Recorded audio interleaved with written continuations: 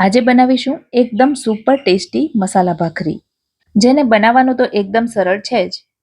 વળી તમે એને બાળકો કે મોટાને ટિફિનમાં આપી શકો, નાસ્તા તરીકે ચા સાથે ખાઈ શકો અને 4-5 દિવસ સુધી બગડતી નથી, તો ટ્રાવેલિંગ માટે તો બેસ્ટ છે જ. રેસીપી શરૂ કરતા પહેલા જો મારી ચેનલ ફૂડ વિથ ફાલ્ગુનીને તમે હજી સુધી સબસ્ક્રાઇબ ન કરી હોય તો પ્લીઝ જલ્દીથી સબસ્ક્રાઇબ કરી દેજો. તો સૌથી પહેલા આ ભાખરીમાં ઉમેરવા માટે એક મસાલો તૈયાર કરીશું, જેના માટે લીધા છે 2 ટેબલસ્પૂન જેટલા શેકેલા શિંગદાણા. જો શિંગદાણા શેકેલા ન હોય તો તમે કાચા પણ લઈ શકો. 2 નંગ થોડા મોળા મરચાં આવે છે, એને નાના ટુકડામાં કટ કરી એ ઉમેરીશું. તીખું વધારે પસંદ હોય તો એકાદ તીખું મરચું પણ ઉમેરી શકાય. 1 ઇંચ આદુના ટુકડાને નાના ટુકડામાં કટ કરી એ ઉમેરીશું. અને 3 કળી લીધી છે લસણની. લસણ જો તમે ન ખાતા હો તો સ્કીપ કરી શકો છો. આ સિવાય 1 ડાળખી જેટલા મીઠા લીમડાના પાન લીધા છે, જેને ચપ્પુની મદદથી કટ કરીને ઉમેરીશું. હવે આ બધું પીસવામાં એકદમ સરળતા રહે એના માટે એમાં 1/2 ટીસ્પૂન જેટલું મીઠું ઉમેરીશું અને બધી વસ્તુઓને અધકચરી જેવી વાટી લઈશું. આ કામ તમે મિક્સરમાં પણ કરી શકો છો, પણ ખલદસ્તામાં છૂંદીને તૈયાર કરવાથી એનો સ્વાદ જ કંઈક અલગ આવે છે. માટે મેં આ રીતે તૈયાર કર્યું છે. તો આ પ્રકારની પેસ્ટ તૈયાર થાય એટલે અત્યારે એને સાઈડ પર રાખીશું. હવે અહીં મેં 1 કપ લીધો છે ભાખરીનો લોટ. તો ઘઉંનો થોડો કરકરો લોટ આવે છે એ મેં અહીં 1 કપ લીધો છે. સાથે જ અડધો કપ લીધો છે ઘઉંનો ઝીણો લોટ. ભાખરીના લોટમાં થોડો ઝીણો લોટ ઉમેરવાથી ભાખરી એકદમ સરસ પોચી તૈયાર થશે. અને 1 ટેબલસ્પૂન લીધો છે ચણાનો લોટ. થોડો ચણાનો લોટ ઉમેરવાથી ભાખરીનો સ્વાદ સરસ આવે છે, પણ જો તમને એ ન પસંદ હોય તો સ્કીપ કરી શકો છો. હવે સૌથી પહેલા મસાલામાં 1/2 ટીસ્પૂન જેટલી ઉમેરીશું અધકચરી વાટેલી વરિયાળી. 1/2 ટીસ્પૂન ઉમેરીશું ધાણા જીરું. 1/4 ટીસ્પૂન લીધું છે તીખું લાલ મરચું. 1/2 ટીસ્પૂન લીધું છે કાશ્મીરી મરચું. હવે 1/2 ટીસ્પૂન જીરું અને 1/2 ટીસ્પૂન અજમાને હાથમાં મસળીને ઉમેરીશું. મસળીને ઉમેરવાથી એનો સ્વાદ અને ફ્લેવર બંને વધી જશે. 1 ટીસ્પૂન ઉમેરીશું સફેદ તલ.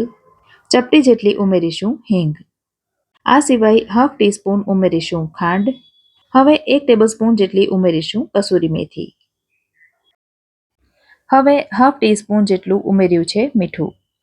મીઠું આપણે મસાલામાં પણ ઉમેર્યું છે, તો એ ધ્યાન રાખીને ઉમેરવાનું.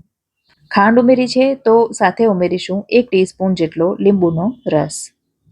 અને હવે જે મસાલો આપણે તૈયાર કરીને રાખ્યો છે એ બધો અંદર ઉમેરી દઈશું. અડધા કપ જેટલી ઉમેરીશું ઝીણી સુધારેલી કોથમીર. અને છેલ્લે મોણ તરીકે ઉમેરીશું 3 ટેબલસ્પૂન જેટલું તેલ. તેલના બદલે તમે ઘીનો ઉપયોગ પણ કરી શકો છો. ઘી ઉમેરવાથી પણ ભાખરી સરસ ખસ્તા અને ટેસ્ટી બને છે. હવે પાણી ઉમેરતા પહેલા બધું કોરું મિક્સ કરી લઈશું. અહીં આપણે લીલા મસાલાને તાજા વાટીને છૂંદીને ઉમેર્યા છે, જેનાથી ભાખરીનો સ્વાદ ખૂબ જ વધી જાય છે. વળી સાથે તલ અને શિંગદાણા પણ ઉમેર્યા છે, જેનો નટી સ્વાદ ભાખરીમાં ખૂબ જ સરસ લાગે છે. તો આ પ્રકારે કોરા લોટમાં મુઠ્ઠી પડે એટલો મોણ ઉમેરવાનું હોય છે. માટે ઘી કે તેલ તમે કંઈ પણ ઉમેરો, આટલી મુઠ્ઠી પડવી જોઈએ. હવે થોડું થોડું પાણી ઉમેરી લોટને બાંધીશું. ભાખરીનો લોટ થોડો કઠણ બાંધવાનો હોય છે, માટે પાણી વધી ન જાય એનું ખાસ ધ્યાન રાખવાનું. તો લગભગ 1/2 કપ જેટલું પાણી ઉમેર્યું છે અને લોટ આ પ્રકારે સરસ બંધાઈને તૈયાર થઈ ગયો છે. અને આટલો કઠણ લોટ બાંધવાનો રહેશે. હવે આ લોટને રેસ્ટ આપવાની જરૂર નથી. જો રેસ્ટ આપીશું તો એ નરમ થતો જશે. માટે ડાયરેક્ટ જ એમાંથી ભાખરી તૈયાર કરીશું. તો તમારે જે સાઈઝની ભાખરી કરવી હોય એ સાઈઝના લુવા તૈયાર કરવાના. ભાખરીનો લોટ કઠણ હોય છે, માટે વણતી વખતે એમાં કોરો લોટ લેવાની જરૂર નથી પડતી. હા, એની કિનારીઓ પર તિરાડ આવી શકે છે, તો એ ન ગમતી હોય તો કોઈ પણ ધારદાર વાસણની મદદથી તમે એને કટ કરીને ગોળ શેપ આપી શકો છો. વળી ભાખરીને થોડી જાડી વણવાની, જેથી ખાવામાં ફરસી અને પોચી લાગે. તો આ રીતે બધી ભાખરી વણી લો તોય વાંધો નથી, અને વણતા જાઓ અને ચેડવતા જાઓ તોય ચાલે. નાની સાઈઝની ભાખરી છે, માટે તવા ઉપર એક વખતમાં 3 ભાખરી આવી ગઈ છે. એક તરફ થોડી શેકાય એટલે તવેથાની મદદથી એને પલટાવી દેવાની. ભાખરીને હંમેશા ધીમા તાપે શેકવાની, જેથી અંદરથી કાચી ન રહે. અને નીચેની તરફ આ પ્રકારના લાઇટ બ્રાઉન સ્પોટ દેખાય એટલે એના ઉપર ઘી અથવા તેલ લગાવી દેવાનું.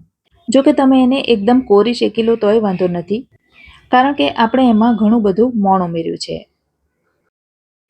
હવે એની સાઈડ ચેન્જ કરી બીજી તરફ પણ ઘી અથવા તેલ લગાવી દઈશું.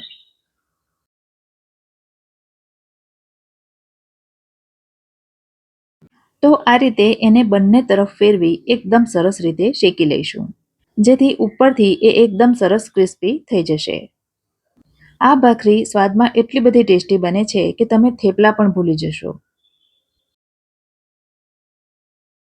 તો આ રીતે ભાખરીનો એક બેચ શેકાઈ જાય એટલે એને એક કાણાવાળા વાસણમાં રાખી દઈશું, જેથી એમાં નીચે પાણી નહીં વળે. અને એ જ રીતે બાકીની ભાખરીઓ પણ શેકી લઈશું.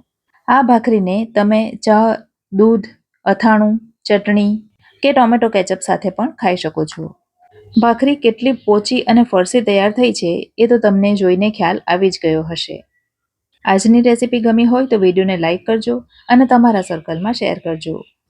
ફરી મળીશું આવી જ એક નવી રેસીપી સાથે. ત્યાં સુધી મને રજા આપો. આવજો.